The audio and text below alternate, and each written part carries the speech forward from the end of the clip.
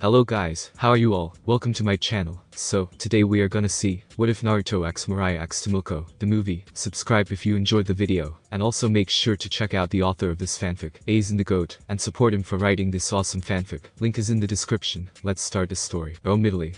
A beautiful city that many would describe as breathtaking, romantic, and timeless. The people it housed were kind, polite, friendly, and welcomed others to experience everything their home had to offer. The clear skies allowed the beams of light from the sun to cover almost every bit of the land, making it look that much more remarkable. Traits like these would draw any and everyone, including one Naruto's appellee, to visit. The young man of 24 was tall even by Italian standards. At 61 he was 4 inches above the average height, and he had his grandfather Caesar to thank for that. Despite having heard a lot about him from his grandmother, he had never seen what he looked like. The pictures his grandma had of the man had lost the battle against time, and were mostly faded. Though with the technology back in the day he couldn't exactly complain, they worked with what they had. She would always tell him how he looked more and more like Caesar every day. His blonde hair was just as spiky if not a bit shorter in length. He wore black denim jeans, and a red shirt underneath a zip-up hoodie that was zipped halfway up with the hood covering his hat. He wasn't much for hats, but when the sun was as bright as today, he didn't feel like holding a hand up to the sky to block it. Having taken most of his traits from his Italian side, he was given a Japanese name to honor the other part of his roots. He got some looks from people upon introducing himself, but he quickly shrugged it off. His name was part of his heritage, and he said it as proudly as he said his last name. "Are you sure you want to go? We can always cancel your flight and get your money back." Naruto heard from behind him. He rolled his eyes lightly, but smiled nonetheless at his mother who stood at the doorway to his room. Breaking his gaze away from the beautiful sight of the city from his window, he turned to look at the older woman. "I'm sure, Mom," he repeated for the umpteenth time today. He loved his mother dearly, but she was quite overbearing at times. The woman pursed her lips and crossed her arms, a telltale sign that she was unhappy. "I still don't understand what your fascination with Egypt is.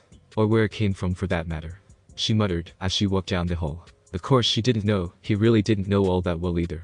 Since he was a little kid he found that he could do what many would consider supernatural things. When he was 4 he thought that he'd had an imaginary friend. Whenever he needed him he would appear next to him before he could blink. There were no distinguishable features to the person, it was simply a white apparition that would show up whenever it was needed.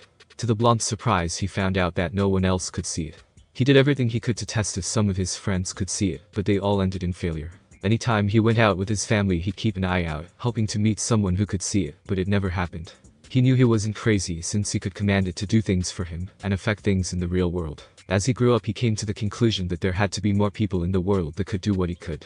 When he was 14 was the first time he felt a sudden pull, a sudden desire to go to Egypt. He couldn't describe what it was, but it was as if something was calling him there. Unfortunately he didn't have the funds to travel, and thus had to live with the constant want to go. Now though, he had a very large savings account, and could finally afford to make the trek out there.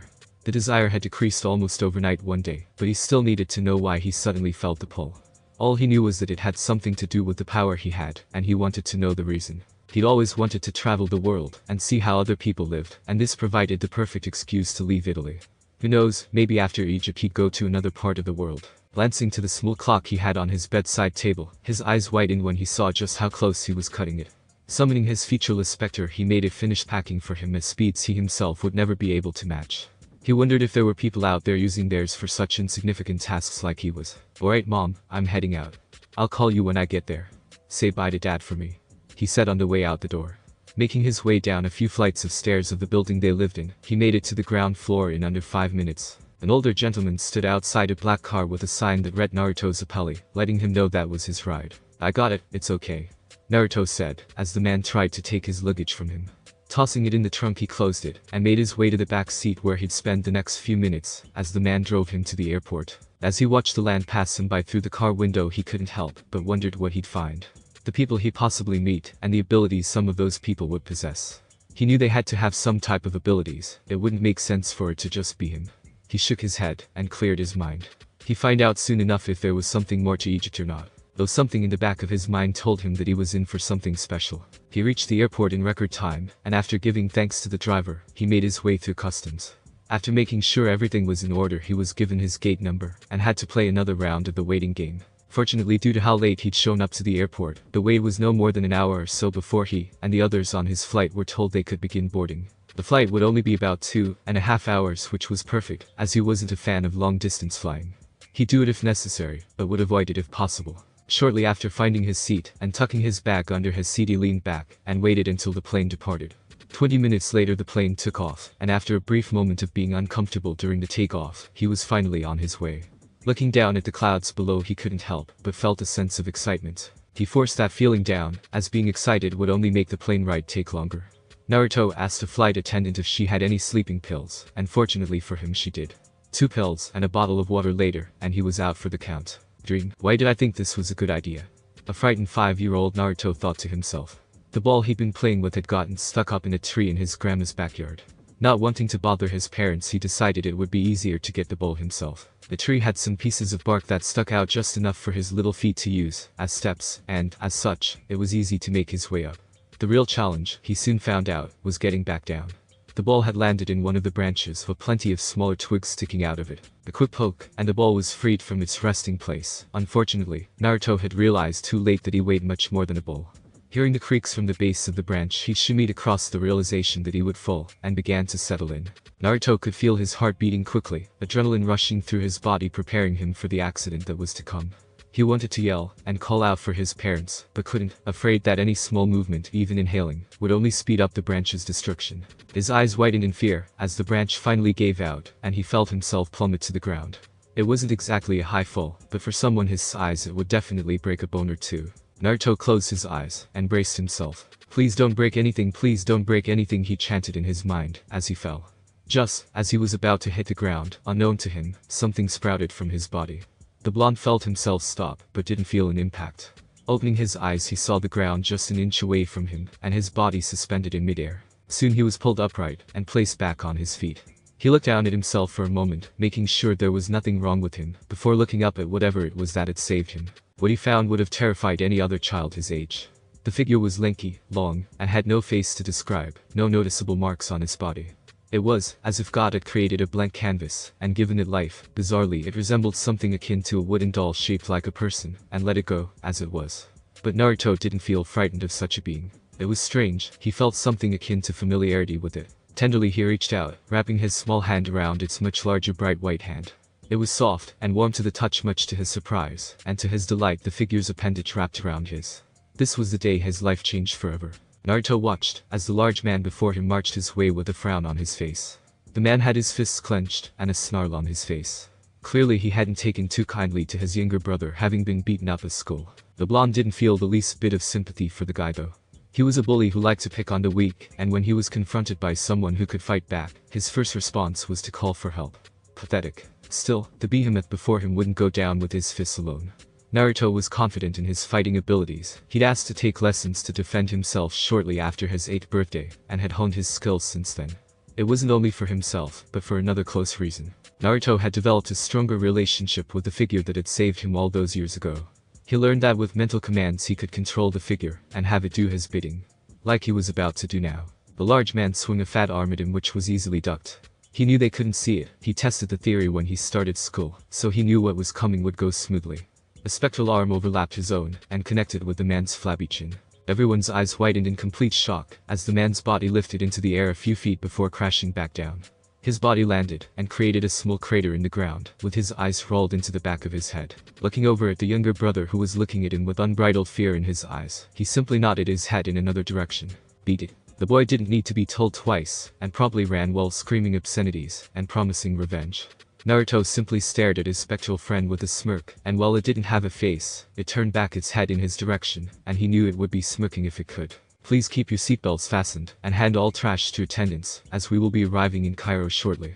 Thank you. Naruto's eyes opened slowly at the loud announcement made by the captain of the plane, and sat up straight. He rubbed his eyes lightly, as he got his bearings together. It had been a while since he dreamed about when he first realized what he could do. Maybe the prospect about finally getting some closure caused it. He wasn't sure, but he didn't dwell on it too much longer. The plane soon landed, and he was free to take his things. The security in Egypt was a lot more lax than it was in Italy, and he was out of the airport in less than 20 minutes. The first thing he noticed was it was hot, really fucking hot. He took his hoodie off, leaving him only in his red shirt, and called for a cab. Fortunately it wasn't too hard, and the driver even recommended a nice hotel that was relatively cheap in price that offered breakfast. Once he made it and unpacked, he opened his window and took in the view from the 14th story. Well, I'm here. Now what? He asked himself. He didn't feel any different than when he left. Wait. he mumbled. Cruel reality, he said, as a white glow enveloped him. Soon his specter appeared next to him, looking as devoid of characteristics as the first time he'd been summoned. The only difference now was that it was taller and had beefed up some. Even though there was no skin on it, he could tell how much it had grown alongside him. Now that it had been summoned, he felt it. His head turned to the left, and he could feel a strange sensation coursing through him. It was a weaker form of what he'd felt all those years ago, but he still recognized it. Whatever it is he was supposed to find was close, and in that direction. He headed to the small fridge provided to him in the room, and pulled out a bottle of water. He chugged it down, and relished the cold liquid as it poured down his throat. Once done, he crushed it, and took it with him as he exited the room, making sure to throw it into the appropriate waste bin that was at the lobby of the hotel. After pulling out his wallet and making sure he had ample money, he began making his way down the bustling streets. Kids ran by him as they played together, merchants were restocking their products trying to keep up with the demand, and civilians going about their day littered the streets. Even though most of the buildings had similar color schemes, there was something about it that just looked amazing. Cairo had this personality to it that he just couldn't describe. It's a lot more lively than I've heard, he thought to himself. He blinked momentarily when the feeling came back, and turned his head once more to see a rather small building in the distance. It looked like a pub from what he could see. Looks like I'm going for a drink, he mumbled with a slight chuckle. If that's where destiny wanted him to go, then who was he to resist? The walk didn't take long, and soon he found himself in a lavish-looking bar with dim lights, and a rectangular bar in the center of the room. Tables and chairs were mostly vacant, giving him the notion that this was more of a nightlife spot. Glancing around the room, he found a few people, but none that stood out, not until he walked around the bar, and saw a single figure sitting by herself. The woman had long white, almost lavender-colored hair with black glasses resting atop her head, and wore, from what he could see, a short black dress that gave one a great view of her brown legs. Along with it, she had what seemed to be a long-sleeve shirt that was unbuttoned, and covering her arms only, exposing her shoulders. In her hand she had a lit cigarette that she would take a pull from every minute or so. Did the universe bring me here because it's trying to play matchmaker? He thought to himself in slight disbelief. He knew his mom wanted him to find a special someone, but he didn't think her prayers were so strong the world was actually answering. Still, he's made it this far, and his intuition hadn't let him down before. Making his way over, he stood behind the open stool next to her. Do you mind? He asked, as he put his hand on the back of the chair. The woman looked him over quickly, and shrugged, motioning her hand for him to have a seat, but never verbally answered. Thanking her silently, he took a seat, and made eye contact with the bartender. Giving the selection a quick once-over, he made his choice, and had a small shot glass placed in front of him. While not much of a drinker, he didn't mind one or two to relax and unwind. A few minutes passed with nothing out of the ordinary occurring, and Naruto began to think maybe this was all his mind just playing tricks on him the entire time. After all, why Egypt specifically? Not much of a talker, are you? He heard the woman next to him say after a pull from her cigarette. I'd like to think I am, he responded. I was going to strike up a conversation, but I thought to myself how many guys probably tried that today. If you're here in the daytime, I figured you needed some time to yourself. The woman smirked and pressed her cigarette into the small glass ashtray that was set in front of her before dropping it completely. Most of the men today didn't seem to understand that. You're different though, I can tell, she said, piquing his curiosity. How so? He asked curiously. The woman placed her elbow on the counter and rested her head on a closed fist. There's a certain air about you that tells me so, she responded softly. Momentarily sitting upright, she offered her hand. Mariah, she said, introducing herself. Naruto Zappelli, Japanese Italian, she guessed after hearing his name. Naruto smiled. Correct. American, he guessed back. If the smirk on her face was anything to go by, he probably guessed correctly. So what brings you here, Naruto? She asked after motioning the bartender for a drink. Other than a drink, of course, she clarified. The blonde took a sip of his second drink that he'd ordered after Mariah introduced herself, and placed it back down. He thought about the question, and how he should answer. What could he say? He didn't know. Something in his mind just told him to show up. Having seen him ponder the question, Mariah pressed on. When you sat down, it looked like you were waiting for someone or something. Seeing no other choice, he decided to be frank with her. Worst case scenario, she laughs him off in disbelief, and he can continue what he was doing. He didn't get the chance to speak, however, as the moment he was about to respond, the door to the pub opened in a violent fashion, the doors slamming against the walls. Naruto heard the bartender sigh in exasperation, and saw him keep a hand under the bar, no doubt getting a weapon ready if necessary. Looks like this is a regular occurrence, Naruto thought to himself. He raised an eyebrow, as three men approached them, all with smug looks on their faces. They reminded him of those bullies that tried to pick on those weaker than them back in high school. The three stopped right behind them, all ogling Mariah for a moment before turning their attention to him. Hey, you're in my seat talking to my lady. Move it, the leader ordered. Naruto glanced back at the white-haired woman who seemed to be trying not to snicker. She managed to get herself under control, and shook her head no. Seeing as they were full of shit, he resolved himself. I hate making a mess for people, but it looks like there's no choice, he said to himself as he stood up. Make me. The three guys glanced at each other for a split second, and nodded. One slipped his hand into his pocket, and Naruto knew he was reaching for some sort of weapon. At that moment an idea came to mind. Something had led him to this pub, specifically, something had led him to Mariah. Maybe this was the moment he was waiting for. But she's really the reason I'm here. Then she should be able to see it then, he thought to himself. His excitement showed as a large smile appeared on his face, much to the anger of the three men and the curiosity of Mariah. Cruel reality, he whispered. The men's eyes didn't follow the figure that stood behind Naruto, they couldn't see it. Mariah on the other hand, her eyes were fixated on the human-like featureless specter that was behind him. He has a stand. He heard her whisper to herself. A stand? Is that what they're called? He thought to himself. That was besides the point though, she could see it. Which meant she most likely had one as well. Just before the leader took a step forward intent on knocking him out, Cruel Reality's featureless body instantly changed. Eyes opened up where the eye sockets would normally be, as well as all along its arms and torso. The eyes blinked together in sync the way a normal person did. To Mariah, who was watching in fascination, that was all they did. However, there was more to it than simply opening eyes. In Naruto's mind he watched, as a film seemed to play out before him.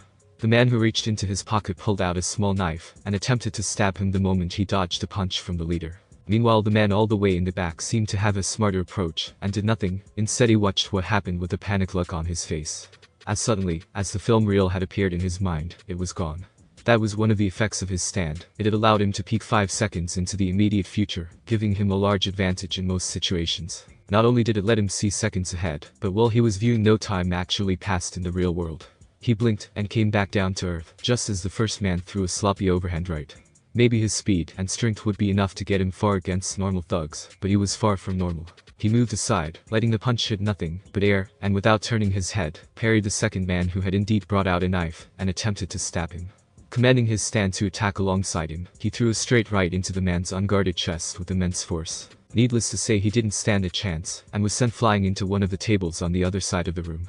Taking advantage of the leader's shocked expression, he kneed the man in the gut, then followed it up with an elbow to the back of the neck. The man's eyes rolled back into his head, and unluckily for him, his head also bounced off the countertop of the bar, creating a large gash on his forehead. Naruto looked at the last member of the group who stared at him, then back to his fallen comrades.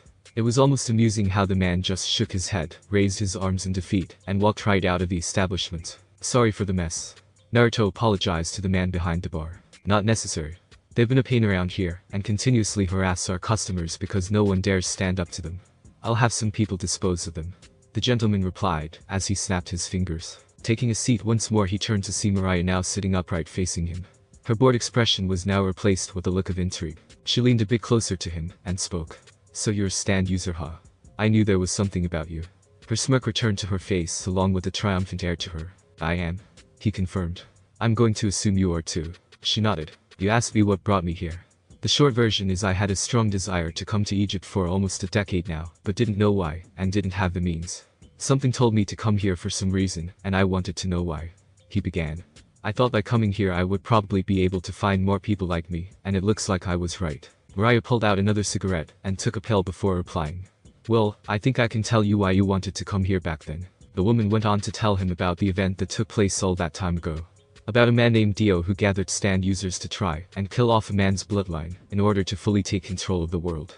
It was definitely a strange tale, but he knew the woman wasn't lying. Things added up. If there were that many stand users here at once, that must have been the reason for the pull he felt. That's a lot to take in, he confessed. So you were one of the people that worked for him? The woman nodded, and he saw a look of slight regret on her face. I was. I hurt a lot of people in the process, all because I let myself get talked into this for the amount of money he was offering. After almost being killed, I constantly thought of everything I'd done, and have been trying to right my wrongs. She confessed. Wow. That's pretty incredible, honestly. What brought you back to Egypt? If you ever left. I did leave, but this is where I caused the most damage, so I've returned to try and see if I can find peace within myself. I've donated money, helped out at different hospitals, you name it, and over the past year I've probably done it. She said. Naruto nodded to himself. Sounded like she was doing a decent job. So why are you still here? I'm not really sure. I have no family to return to, and no real aspirations in life, so I'm just wondering now, seeing where I can help someone. How about you? Now that you found another stand user, what are you gonna do now? She asked. The blonde hummed to himself for a moment. Not sure honestly. I didn't have a plan when I came here.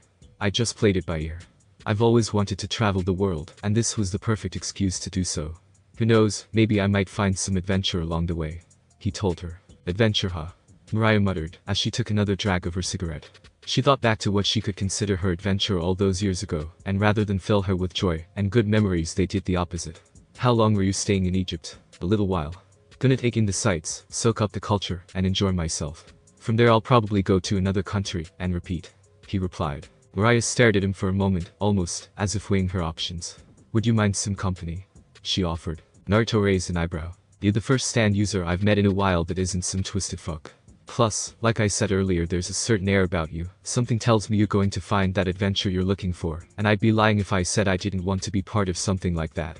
She told him. He'd be lying if he said he wouldn't like some company on his travels, but he couldn't be too trusting. I'd love to have a travel companion, but how do you know you won't get sick of me?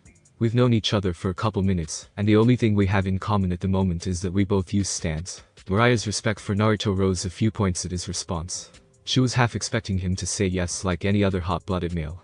She wouldn't be opposed to having fun with him. He was a good-looking guy, even if he did look a few years younger than her, but the fact that he could think with upper height impressed her.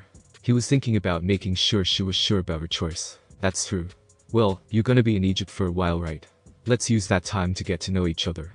Sounds good. She proposed. Deal. The two shook hands once more, and after paying for the drinks they'd had, left the pub together. 1 year later. So where to now? Mariah asked, as she got dressed. After leaving the pub together a year ago, the two went around Egypt simply enjoying the sights, helping people along the way, and overall immersing themselves with what the country had to offer. They soon realized they got along rather well, and a few months after traveled to England. Along the way they encountered a handful of other stand users. Some were friendly, and some not so much. Despite the battles he'd had against these people, none of them really satisfied him. He still had a feeling in his gut that told him he hadn't reached where he needed to go. Meeting Mariah was only the first step in his journey. Japan. I've heard of certain things happening in a place named Morioh that can't really be explained normally. Plus that feeling I had about going to Egypt years ago returned, which means there's probably a good number of stand users there. Naruto explained, as he put his black hoodie on. Well, you've been spot on so far, no reason to doubt you now. Have you bought the tickets? She asked, putting her shoes on. He nodded. Yup. We leave tonight. He told her. The woman shook her head in disbelief. He hadn't even given her a heads up, now she had to hurry and pack. Not that they had much, but still. Later that night, as they sat in their seats on the plane, Naruto stared out the window, watching the lights disappear below the clouds in the sky. What's on your mind? Mariah asked, not to take her eyes off the magazine in her hand. Nothing important. I was just thinking how crazy this is. I wanted to see the world and find people like me. You were looking to find peace and direction in your life, and for some reason we ran into each other. He began. I know you roll your eyes at my corny lines, but I get the feeling the same thing is going to happen on this trip to Japan. I really think that some people are just fated to meet each other. He finished. Naruto didn't know it yet, but upon reaching Japan, he'd find out how true those words really were. They'd been traveling together for well over 3.5 months now, and in that time Mariah came to think that perhaps joining him was the best idea she'd had. Unlike when she served Dio, she was free to do what she wanted, see what she wanted, and whatever else caught her fancy. At the moment what caught her fancy was watching her travel partner stare in awe at the Great Pyramids. The blonde was taking pictures from all different sorts of angles, in an attempt to capture the best images of the monuments. Don't you have the Colosseum back home? Compared to that, this is a little underwhelming, don't you think? She asked, as she stood beside him, lighting up another cigarette. As she did so, Naruto looked over at her with a look on his face that made her think she was missing something. Yeah, but that's not a pyramid now, is it? He shot back before going back to taking his pictures. The white-haired woman shook her head in disbelief, but said no more. She supposed she couldn't blame him for his excitement.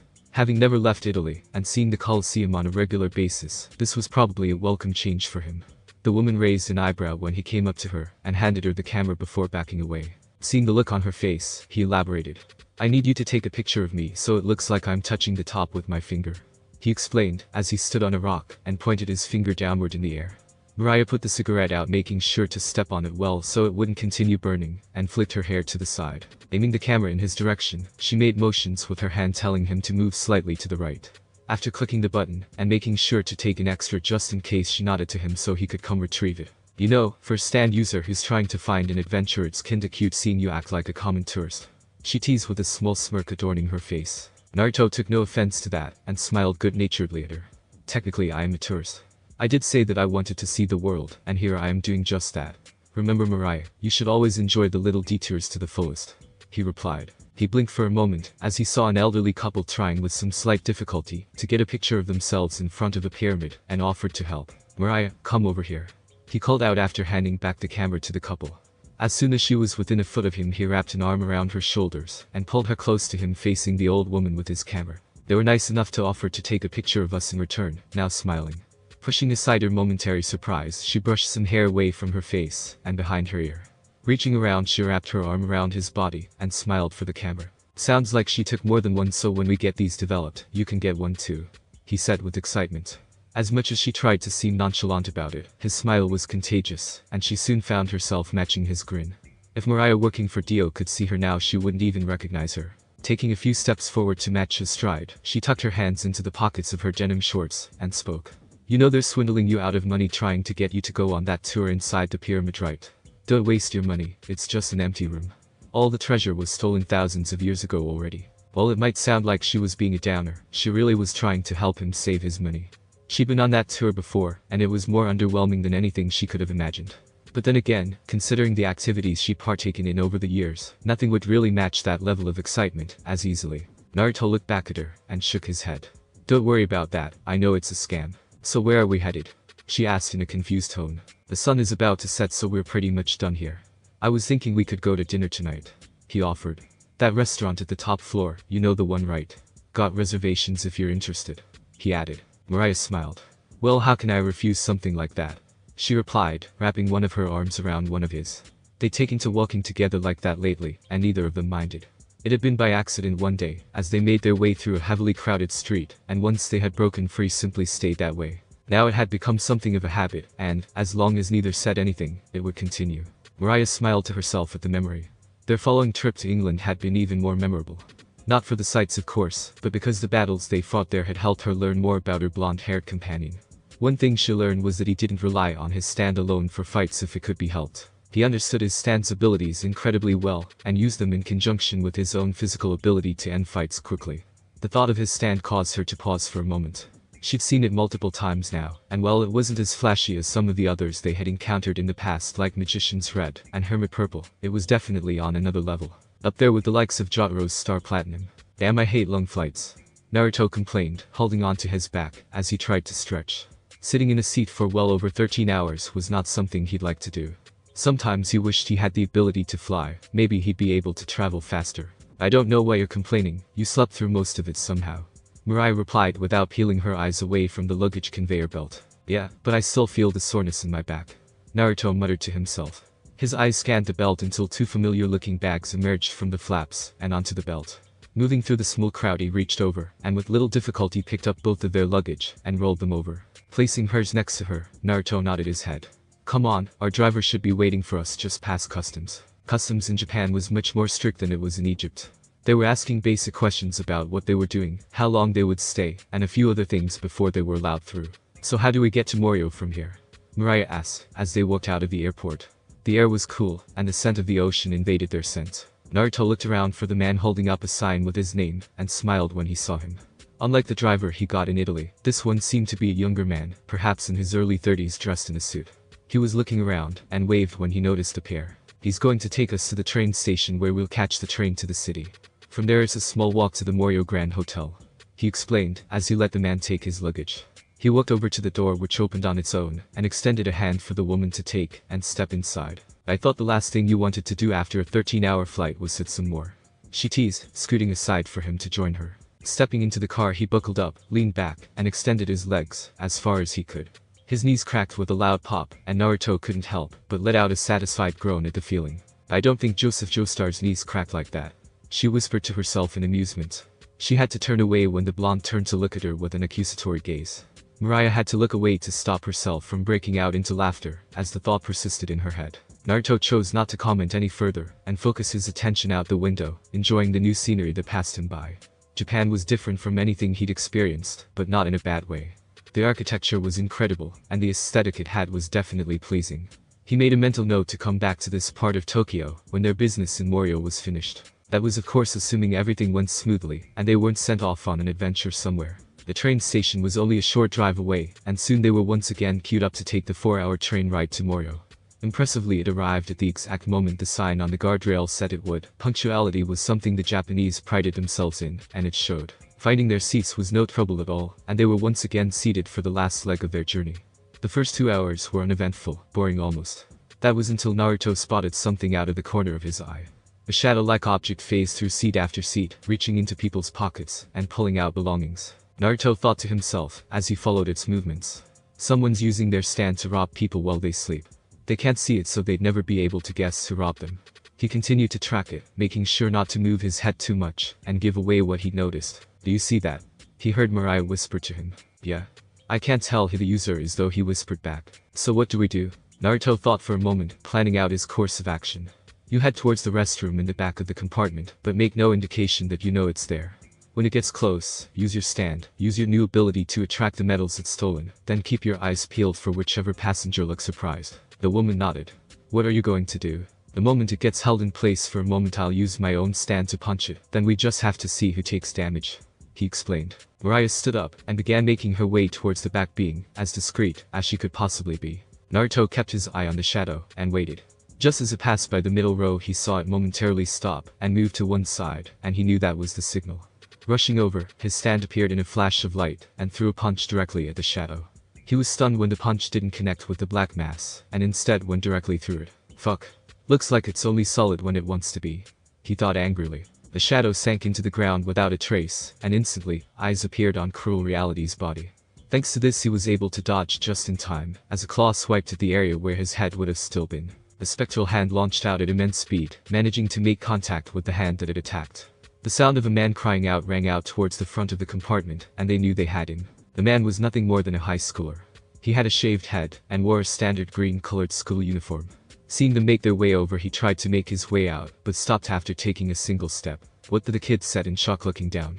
"This wasn't here, I'm sure it wasn't," he said with a fearful tone. Naruto smiled, and pointed at his stand, which had now turned completely black with multiple eyes open.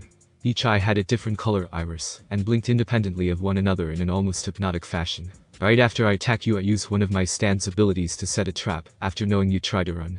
Needless to say, now that you've touched the electrical outlet, my friend over here decides if you can move or not," he said, motioning to Mariah. The white-haired woman smirked at him, and willed all the items he stole to quickly return to him, each hitting him at the same time since they'd all been with his stand. The noise from the impact alerted everyone on board to wake up and see what all the commotion was about. Those who had possessions stolen patted themselves down, and realized that their belongings were now with the kid, and were immediately up in arms. Naruto smirked to himself as he made his way back to his seat. The staff would be able to handle it from here. Part of him was happy. If he'd met a stand user here already, that meant his hunch about Morioh seemed to be correct. "We haven't even arrived, and we're already meeting other stand users." Mariah groaned as she sat back in her seat. "Looks like you're gonna be right about this again," she added, referring to his choice of coming to Morioh. Naruto smirked, which aggravated her, knowing he was going to get a big head over hearing her admit he was right about something. "I told you, we're going to meet some interesting people here." Neither of them said anything after that, both lost in their own thoughts. Naruto was excited at the prospect of what was to come, while Mariah was slightly worried. While she was glad her stand had developed to the point where she had new abilities, she knew that wouldn't be enough for some of the more powerful stand users. People like Dio, Jotaro, and even Naruto. When it came to both physical ability and stand ability, they were in a class all their own. When she learned of the things Naruto's stand could do, she was shocked. Power like that was unnatural. It made her feel both safe and frightened at the same time. Safe because she knew that he had her back, and those abilities would save her if need be. Frightened because there was always the chance that he could see her as a hindrance to him and ditch her. She'd never tell him, but it was perhaps the best thing that had happened to her. Shoving those thoughts out of her head, she relaxed her breathing and closed her eyes. Naruto looked over at her and couldn't help but feel a little proud. Her stand had developed a great deal since he first met her. Her power with magnetism was astounding, and he knew with a mind as cunning as hers, it would be a force to be reckoned with. Looking at the small screen that rested in the back of the seat in front of him, he saw that they still had a little while to go before arriving at Morioh Station. Following her lead, he steadied his breathing and closed his eyes. Morioh Station. "Finally, we made it," Naruto commented excitedly. Walking out of the station, he took a look around, and he was definitely liking what he saw. It was a colorful place with bits of the road being green in certain places, and plenty of happy-looking people going about their daily lives. While it wasn't as extravagant as it was back home, this place had its own identity that made it unique. "You look so excited to be in this small town," his partner commented with a chuckle. "It's not so much the place that I'm excited for, but rather what's waiting for us here." The moment we arrived, I could feel something around here, he replied. Glancing around a little longer, he tried to see if there was anyone out of the ordinary that could potentially be a stand user.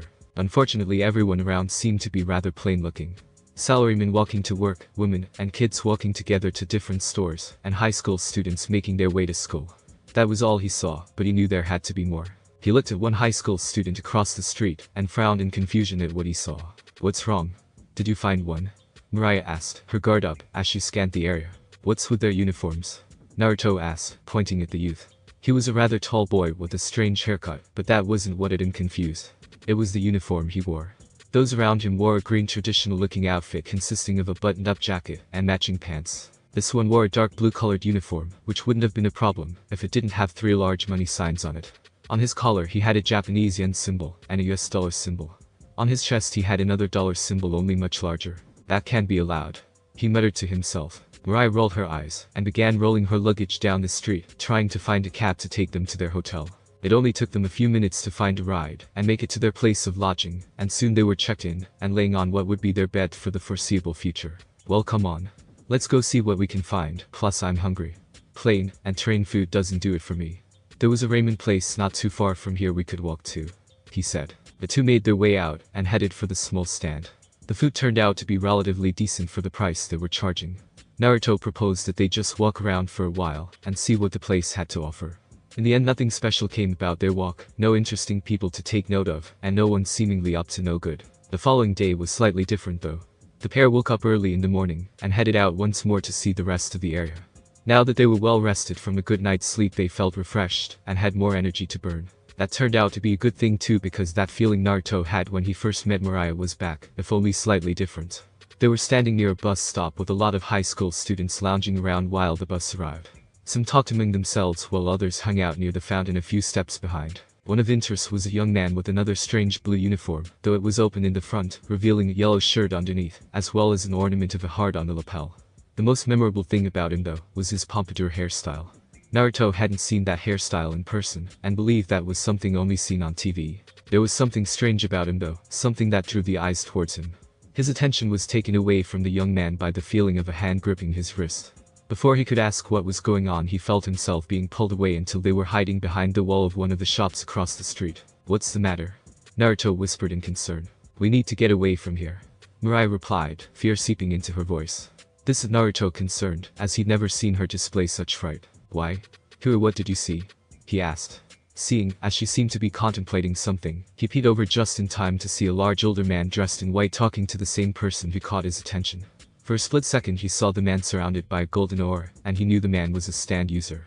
A powerful one at that, if the presence he commanded was any indication. Looking back at his partner, he realized that must be who she saw that shook her up. That's Jotaro, the guy who beat Dio.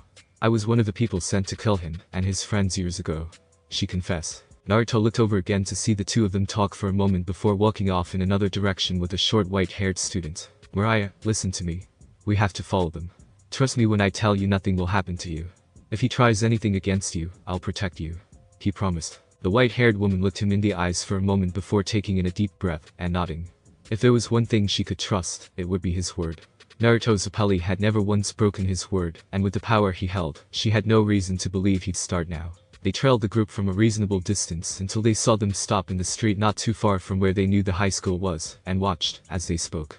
They couldn't make out what they were saying, but it didn't seem to be anything bad. That was until some girls began swooning around him, and Jotaro must have said something to upset the young man, as a light blue and red stand quickly materialized. He took a swing at Jotaro, but missed, and in return got a right to the face.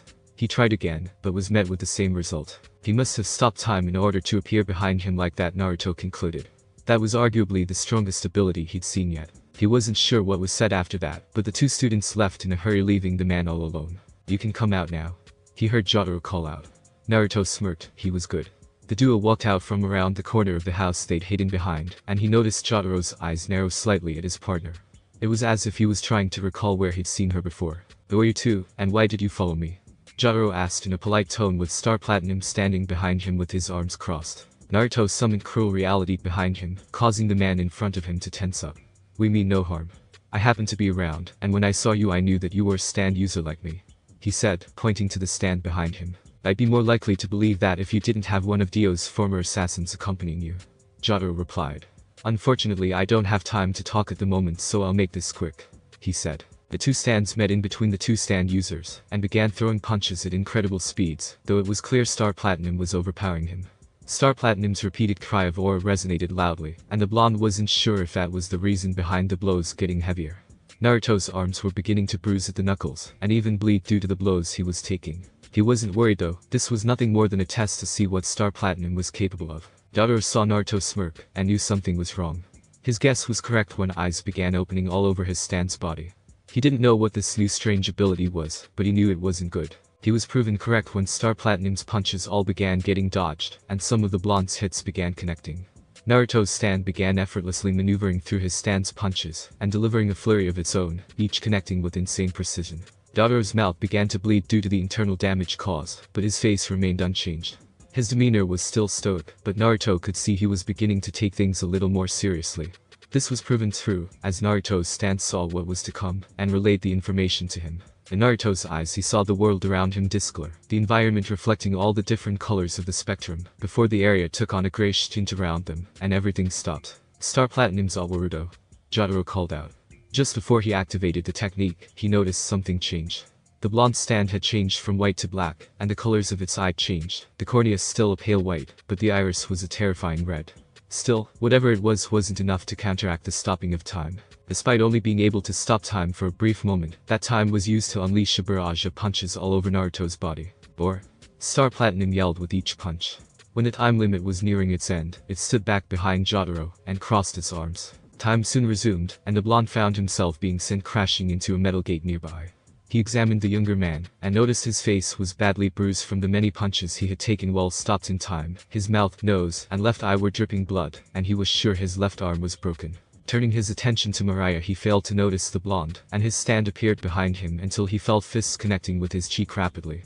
Knowing what would come next, Naruto sped away until he was far enough to be out of Star Platinum's range. Jotaro stood back up, spitting out some blood from his mouth, and wincing slightly at the bruises on his face. His cool demeanor changed to one of shock when he saw the blonde standing across from him completely unscathed. Not a bruise, cut, drop of blood, or even speck of dirt on his clothes. You're wondering how the damage from Star Platinum disappeared, right? Naruto asked. Well, since I know how your stand works, I think it's only fair you know how mine works. Cruel Reality has 4 main abilities, 2 of which you've experienced.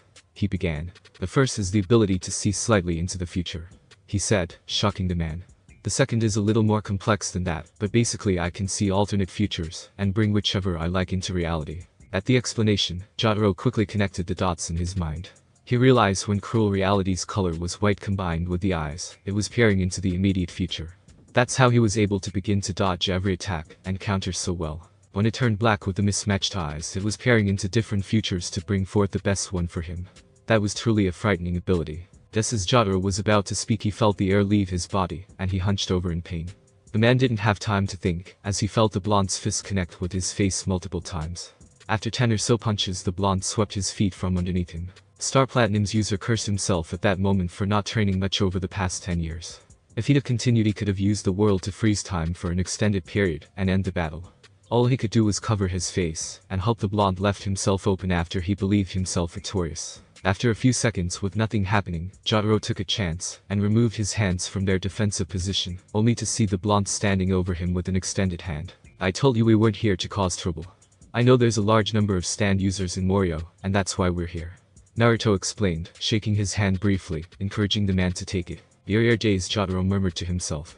Naruto smiled when the man clasped his hand with his own, and with a little effort, pulled the man back up to his feet. Oh right. Cruel Reality's color turned black for a moment before disappearing, and in an instant, Jotaro's injuries were gone. Though he could still feel a slight throbbing in his cheek from where he'd taken the hits. Just because a future where you weren't hit was brought forward doesn't mean you won't still feel a bit of what actually happened. Naruto commented. Thanks. I assume you've heard of the happenings in Morioh? Jotaro asked. Naruto and Mariah nodded. That's partially why we're here. I see. The man muttered. I take it you'll be sticking around. That's right. Something about this place is different, and I'd like to know why. Naruto replied. The older of the two men agreed, and was going to continue until he realized he never got the blonde's name. You have me at a disadvantage. You know my name, but I don't know yours. Naruto Zapali. He replied with pride. Jotaro frowned for a moment. That name sounded familiar. He knew he'd heard it before, but couldn't quite remember where or when. Deciding to think about it later, he patted himself down and turned around. Nice to meet you. I have business with someone in this town, and like you, I'm looking into certain things regarding stand users. We'll be in touch. Naruto turned back to Mariah, who exhaled a sigh of relief. I think that went pretty well. Jotaro's strong, really strong. That was the most effort I've ever had to put into a fight. He commented excitedly. The woman shook her head. Only you would be happy about having gotten into a fight with one of the strongest people on earth. I'm going back to the hotel, I need to lay down for a while. Are you coming? She asked, looking over her shoulder. He checked the time, and saw it was still rather early in the day, and shook his head. Nah, I'll catch up with you later. I'm gonna check the place out more, he said. Mariah shrugged, and began heading back to their hotel. With both her and Jotaro gone, Naruto was left by himself to his own devices. Stuffing his hands in his pockets, he walked off to see if he could locate any other stand users. With the things going on in this city, he was sure a powerful one was behind the happenings here. Either that or a group of them working together. The next hour or so he spent trying to get a feel for the layout of the city, and trying to see if there was anything that stood out. Unfortunately, he'd had no luck thus far. He stopped for a brief moment when the sound of people speaking reached his ears. Glancing around the area, he couldn't see anyone that might have been responsible for the voices. Sure, people walking past him were talking, but what he'd heard sounded more demanding. Taking a few steps forward, he came across a small alleyway in which he found what he was looking for. Three large men were talking with a police officer, an older man with graying hair wearing a standard police uniform and cap. It looked like he'd stopped them and was reprimanding them for something, but they weren't too keen to listen. Two of the three were talking back animatedly with frowns on their face, while the last had his hand reaching for his left back pocket. Alright, we won't harass anyone. The one with his hand in his pocket said with a slightly condescending tone. Just as the officer turned around, he struck. Or at least he would have had a hand not gripped his wrist, forcing him to drop the small blade that he pulled out. The sound of the metal hitting the floor caught the attention of the officer, who quickly sprang into action. Despite his old age, he was quickly able to block the punches that were sent his way by two of the goons, and quickly drop them. He was old, but still had the skills taught to him by years in service. Naruto had an even easier time. Adding pressure to the wrist caused it to emit a sickening crunch sound, followed by a cry of pain from the man.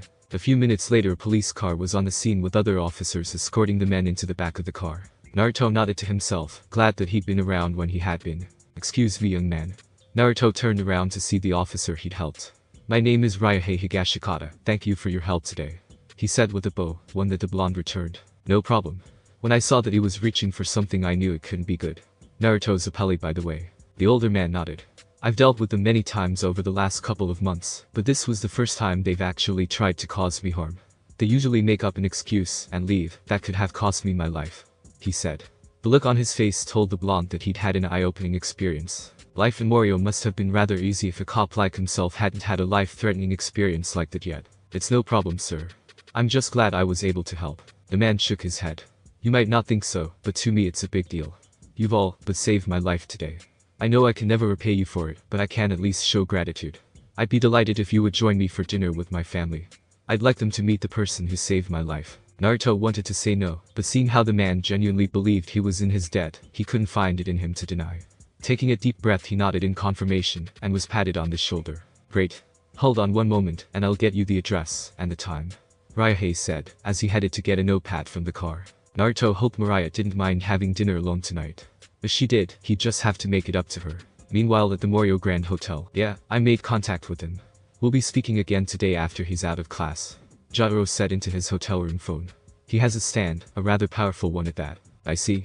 Thank you again for doing this for me, Jotaro. The voice of an elderly man rang out from the phone. Jotaro's face softened up some upon hearing the gratitude in the older man's voice. It's no problem. After speaking to him again, I'll continue to look into Katajiri and Jiro, he reported. Good. Is there anything else? He asked. The man clad in white shook his head, even though the man on the other side of the line couldn't see, but immediately stopped.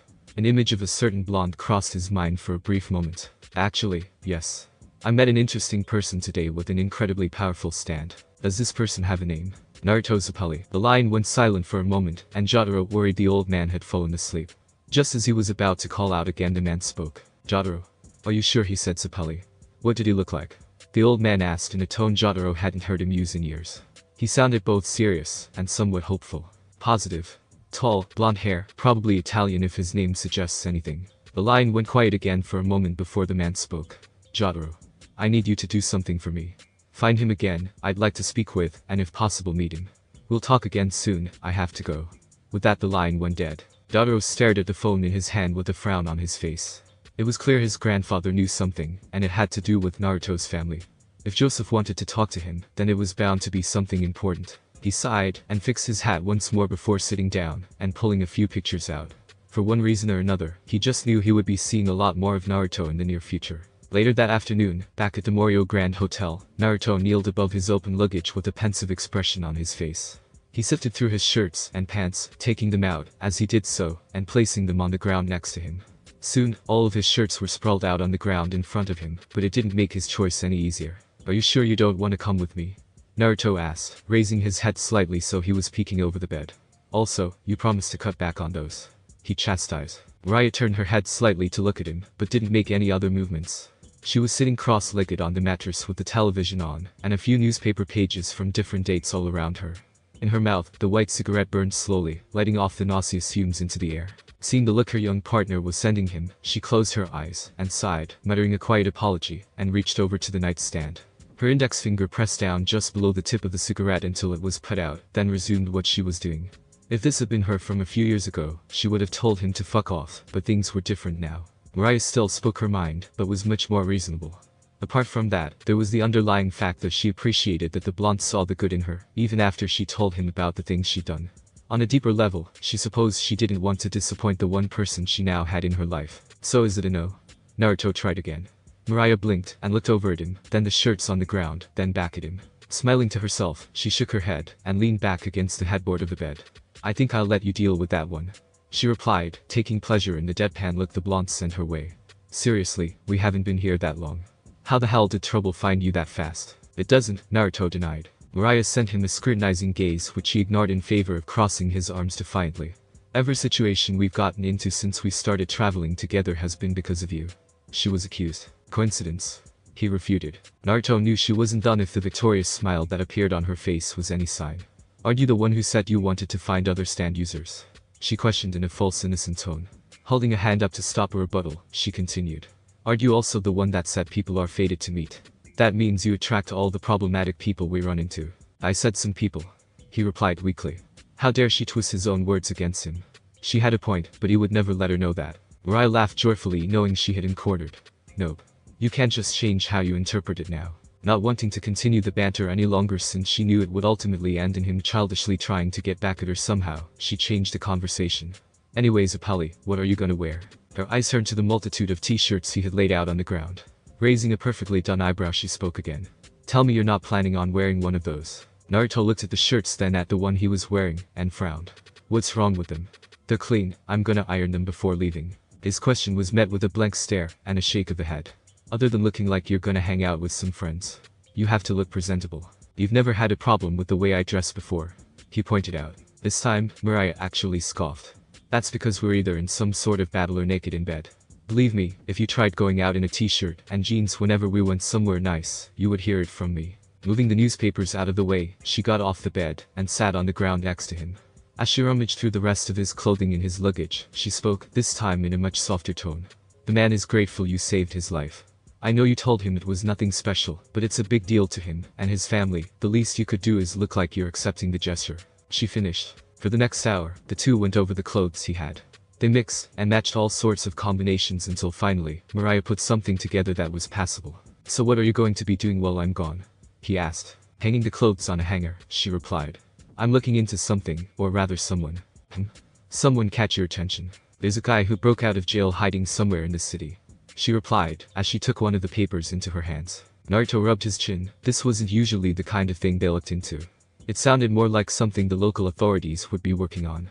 He was missing something. Mariah wouldn't bother herself with this unless there was something else involved.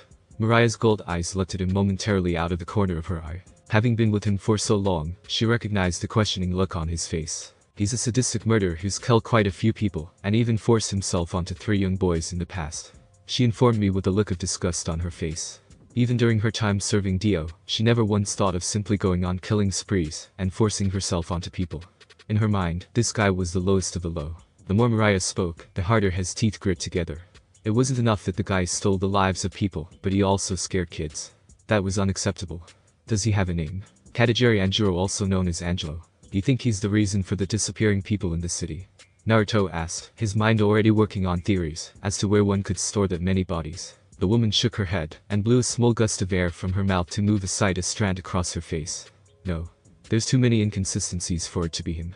Seems like he's just a sick fuck who kills for fun. Naruto hummed to himself for a moment. Jotaro is here for the same thing we are. Maybe he knows something. Morioh isn't that big. How do you think someone as notorious as Angelo could hide without being recognized by anyone? Mariah's slipper-covered foot tapped the ground as she thought it over until it hit her. You think he's a stand user? The blonde shrugged. Maybe. Well, he would certainly have the means to look deeper into it than we do. Did he say anything to you when you were finished fighting? She questioned. Nothing relating to Angelo. He just said he has business with someone who lives in the city. Probably the kid with the pompadour he was fighting. He also said we'd be in touch. I'm not sure if he's gonna call or if he's just banking on us meeting somewhere. The woman sighed at the vague information her partner was given and let herself fall on the bed again. It wasn't like they were on a time limit or anything, they would figure it out in time. I'm sure he'll show up eventually. For now, just remember to be polite, even if you feel awkward and out of place. She advised me. Naruto's shoulders sagged. Looking at her one more time, he pouted. Are you sure you don't want to come? His question almost sounded like a plea at that point, but the woman didn't budge.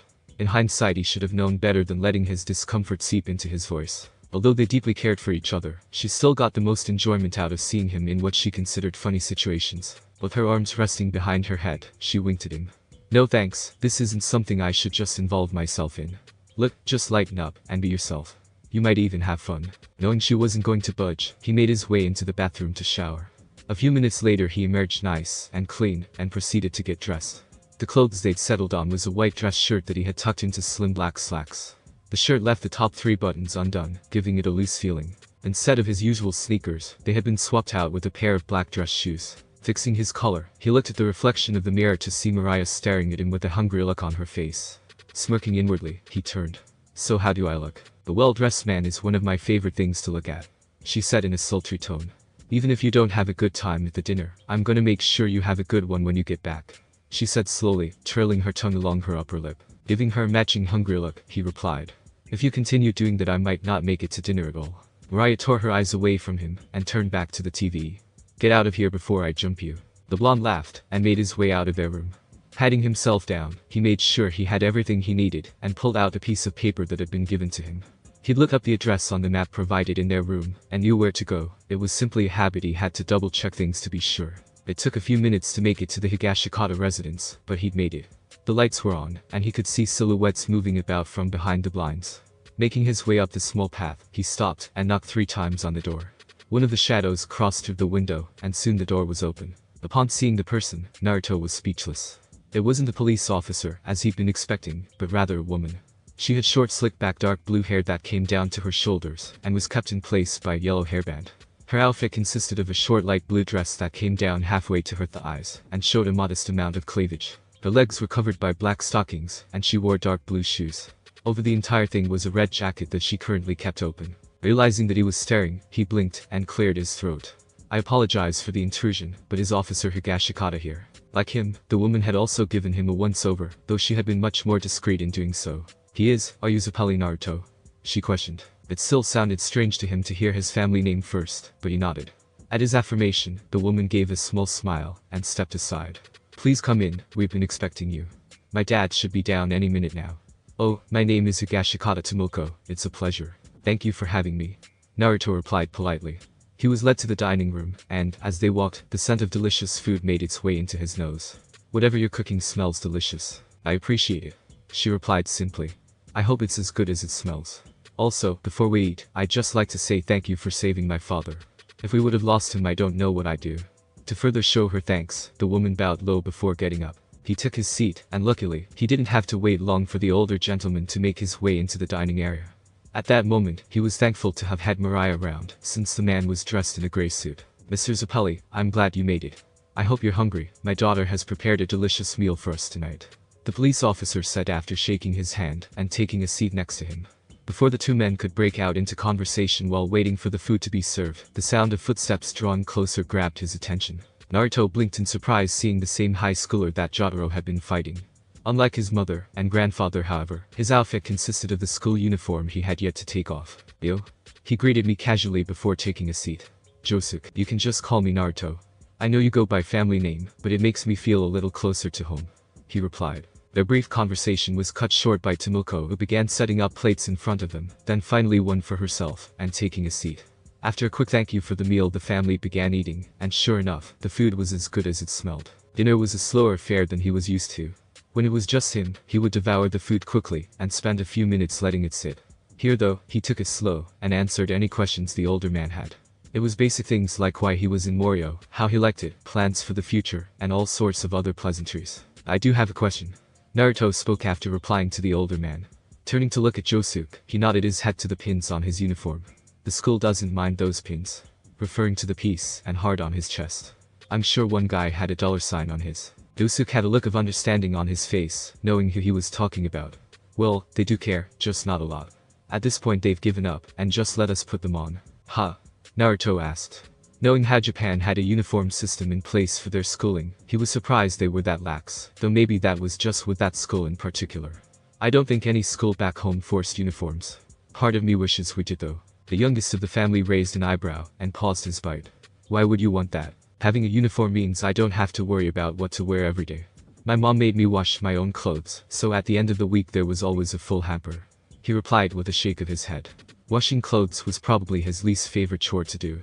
Next to him, Tomoko nodded ever so slightly, completely agreeing with the blonde's words, but didn't comment. I guess that makes sense. Another question for you.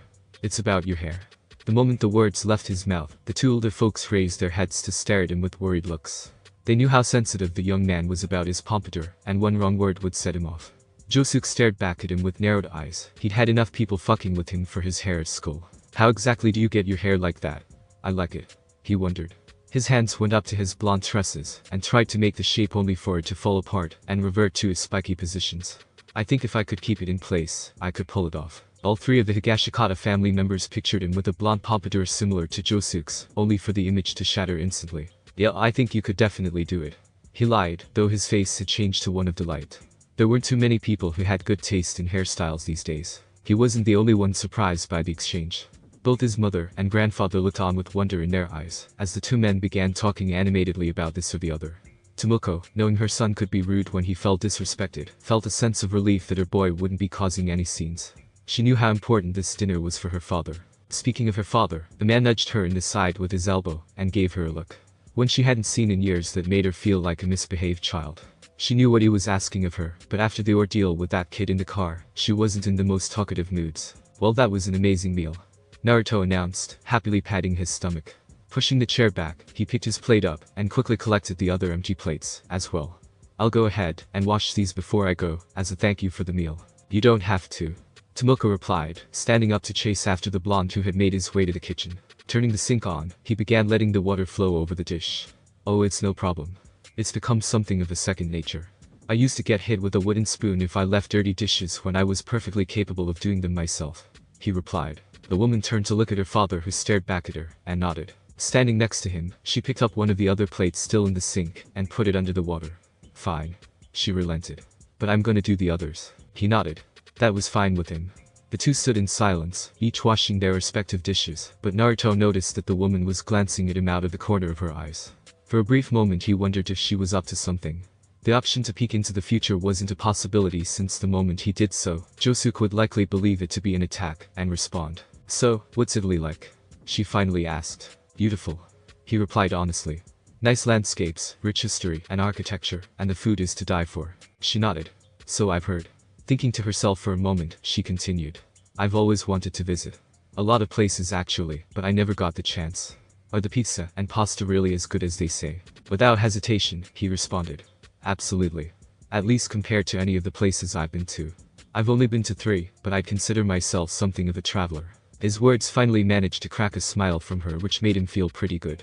The entire time they had eaten, she hadn't said a word, and he had been worried he said the wrong thing at some point. It seemed she was just a naturally guarded woman. There weren't many dishes in the sink, but the two took their time, eventually falling into a rhythm where he would wash, and she'd dry, and put away. All the while losing themselves in conversation about some of the things he'd seen on his travels, and answering questions she had about the places in question. I'm still not sure about the pizza though, she commented with a smirk, already knowing how much pride he took in his country's food. I know a few good spots with great food. Naruto snorted in indignation. If you want, I could cook something up for you sometime so you can see what real food tastes like. Tomoko raised an eyebrow and turned to look at him. The first thought that came to mind was that punk-ass kid who tried hitting on her earlier in the day that ended with his face smashed in the door. Naruto, though, didn't sound like he was purposely hitting on her, even though his words were inviting. Knowing that this would probably be the last time she saw him, she shrugged. I'll take you up on that one of these days. Don't feel too bad if it falls short to a traditional Japanese dish though. She shot back. This time it was Naruto's turn to smirk. You'll probably end up wanting me to be a personal chef after tasting real Italian food. Their banter, while surprisingly fun in Tomoko's case, came to an end when there were no more dishes in the sink to be washed. Tomoko turned the water off and handed him a small yellow rag for him to dry his hands with. Even though you didn't need to do that, thank you for the help. Young men these days aren't exactly courteous, she said, shooting a pointed look towards her son who looked aghast at her declaration. His grandfather sent him a pointed look that said, "Why are you surprised?" Naruto laughed. My mom always told me she didn't care that I was 24. I would clean up after myself wherever I was. 24? Tomoko asked with a bit of surprise seeping into her voice. I thought you were a bit younger. He shook his head. Nope. I'm old, he said, drawing a laugh from the actual senior citizen in the room. Anyways, it's getting a little late. I don't want to take up all of your time. The others in the house stood up. Josu patted him on the shoulder after saying goodbye, and made his way to his room, while the other two adults walked him to the door. Thank you again for saving my life, young man. If you ever find yourself in a bind, don't hesitate to call me up. You have my card. Naruto smiled at the eldest Higashikata, and bowed, as was Japanese custom. It was no big deal, but I appreciate the gesture. I'll keep the card with me just in case. Inwardly he knew that at some point in the future, he would definitely be calling him. He was just a trouble magnet. Turning to Tomoko, he bowed again, only not as far down as he did for her father. Thank you for letting me in your home and getting a chance to have a nice dinner. Remember, my offer is always open. Tomoko closed her eyes and smirked, leaning slightly against the open door. I'll think it over. Be careful on the way home, it isn't safe around here after dark. Nodding to each, he began walking down the pathway to the sidewalk, only turning back once to wave back.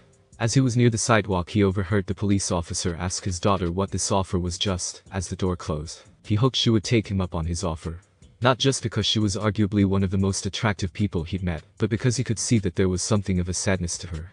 The fact that her father was there, but not Josuke's, told him either they were divorced or he was dead. There were slight problems with each of those, however, as regardless of which option one chose, there would be at least one image of them in the house. From the quick scan he'd gotten of the place, the pictures were that of the older man, Tomoko, and Josuke. Being a single mom must take its toll, he thought. Apart from having to raise someone by herself, there seemed to be something else bothering her. Everyone had a good time, both enjoying the food and with conversation, except her, who seemed to be lost in her thoughts. If he could do something to cheer her up, he'd love to do so. When he arrived back at the hotel, he'd been quickly accosted by Mariah asking him how it went. She wanted details about the whole event, as if it was some important meeting he attended. Of course that was followed by gloating on her part about having been right that he would enjoy himself. Despite having had a good time, she still quickly tossed him onto the bed and began removing his clothing. She said it was a reward for herself for being right, and he certainly wasn't going to turn it down. The next day the pair was up bright and early, having breakfast at a nearby small restaurant. Both of them had a certain glow about them as they ate, still feeling the effects of the previous night's activities. So Mariah began, taking a bite of her breakfast. What's on the agenda today? Naruto swallowed the bite he'd taken and took a sip of his drink, continuing to get familiar with the area. I know there's quite a few stand users in this city. There's a high chance that the person responsible for the disappearances is among them. Discerning who they are will be difficult though. Are you done? Taking the last bite of food on the plate, the woman pushed the plate forward and sighed in content. Yeah. Putting the plates on top of one another and tidying the table up, the two made their way to the register to pay for the meal. Once they were outside, they began heading towards another part of the city that they had yet to explore. While they were here for business, Naruto couldn't help but take a few pictures of the landmarks that Morioh had, much to his partner's amusement. Some things didn't change, it seemed. Continuing along, the two walked along the sidewalk, memorizing as much of the streets as they could. If there really was someone here causing disappearances, chances were they had the entire city memorized, giving them a competitive advantage. If they could eliminate that, it would level the playing field a tad bit. Mariah looked up at the name of a certain store on their left-hand side, and didn't notice someone walking in their direction until it was too late.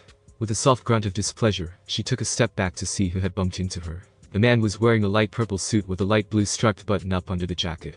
The jacket was left open, revealing the shirt, as well as a dark tie that had a strange design on it. His hair was blonde, just a tad darker than Naruto's own.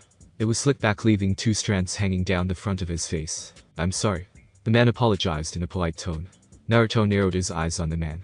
Not because of what had transpired, but because of the aura coming off of him. He gave off a bad vibe, and Naruto was almost positive he was a stand user.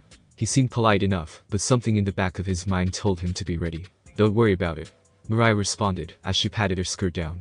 I wasn't paying that much attention either. Naruto kept his eyes on the suited man, and noticed his gaze. He frowned at the action. The man wasn't staring at her breasts like any other man would have tried to do, but rather his gaze was focused on her hands. Not a quick glance, but a full-on gaze. Was there something on her that he couldn't see? No, that couldn't be it. There was nothing wrong with them. Her tanned skin was as flawless as it had been after she applied lotion in the morning. The only thing different about her hands was the perfectly applied white nail polish. As if sensing his stare, the man turned to look at him and shot him a polite smile and a nod. Again, I'm truly sorry for the inconvenience. If you'll excuse me, I can't be late to work. He sounded normal enough, but Naruto could see the man's right hand begin to twitch and then hide behind him. Maybe some sort of tic, Naruto thought. Before you leave, Naruto called out politely. We didn't catch your name. The man blinked and nodded. Apologies. Yoshikage. Mariah. The woman replied in a bored tone. Tapali Naruto. The blonde replied shortly after. Kira took a moment to repeat the names to himself, getting a feel for how they rolled off the tongue, and then nodded slowly. He bowed ever so slightly, and continued on, though not without one final look at the woman's hands. I don't like that guy, Naruto commented, as soon as Kira turned the corner. Mariah smirked, and placed a hand up to her cheek. Jealous that another blonde was talking to me, she teased. Naruto chortled at her accusation. You're funny. No, it was his weird fascination with your hands that weirded me out. My hands? She asked, bringing her hands up to her face. What's wrong with them? I thought he was trying to look at my tits. He shook his head. Nope. Hands. Plus, something in that stare of his really put me on edge.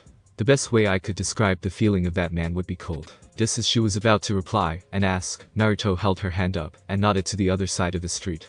Staring at them with a blank face was Jotaro. He stopped and checked both ways before crossing the street.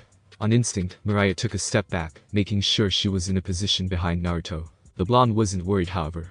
After their last exchange, she was sure the man wouldn't attack, and he was right. Naruto. Jotaro greeted me. Mariah. Jotaro. Good to see you again, he replied amicably. Is there something you need? The white-clad man nodded and motioned his head in another direction. Not here. Let's get a drink. Naruto turned to Mariah, who shrugged and held on to his arm. The blonde trekked along, wondering just what they were about to find out. The end. Thanks for watching my video. Leave a like if you enjoyed my video, and also do consider subscribing to my channel for more awesome content. And make sure to check out the author of this fanfic. Link is in the description. See you next time. Till then, sayonara.